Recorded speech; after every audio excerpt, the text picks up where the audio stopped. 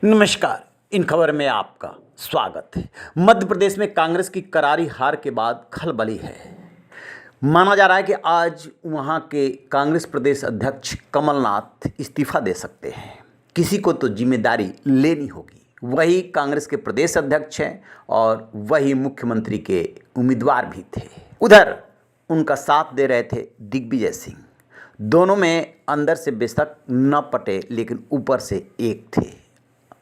और अब दिग्विजय सिंह ने एक के बाद एक कई ट्वीट करके इस हार के लिए ईवीएम पर ठीकरा फोड़ दिया है। दिग्विजय सिंह कोई पहले नेता नहीं है जो ईवीएम पर सवाल उठा रहे हैं। इससे पहले संजय राउत जो शिवसेना के सांसद हैं, उन्होंने कहा था कि एक बार बैलेट पेपर से चुनाव करके देखिए। बसपा सुप्रीमो मायावती ने भी सवाल उठाए थे, लेकिन दिग्विजय सिंह ने कुछ अलग तरीके से सवाल उठाया है।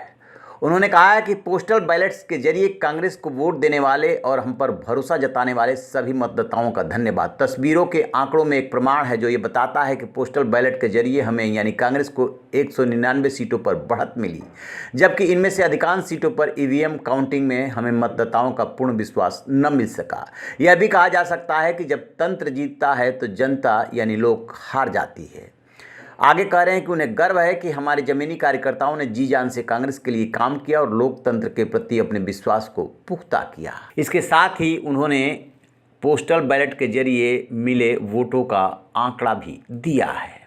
फिर वो एक एक्स पर पोस्ट करते हैं कि any machine with a chip can be hacked. I have opposed voting by EVM since 2003. Can we allow our Indian democracy to be controlled by a professional hackers? This is the fundamental question which all political parties have to address. ECI and Honorable Supreme Court, would you please defend our Indian democracy? Please see Ravi Nair tweet thread. इस तरीके से उन्होंने ये x पर post डाला है। कहने का मतलब कि इस हार के लिए किसी को तो जिम्मेदार ठहराया जाएगा, सो उन्होंने ईवीएम पर ठीकरा फोड़ दिया है।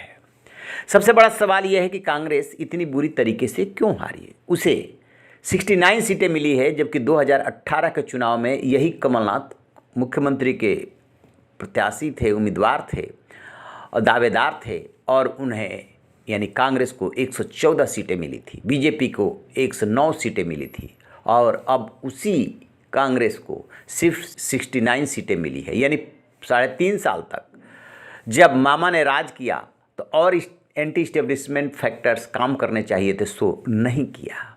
कांग्रेस कह रही है कि ईवीएम ने हरवा दिया और बीजेपी कह रही है कि हमारे काम ने हमें जितवा दिया। रहिए बेखबर, देखते रहिए इन खबर। Thank you.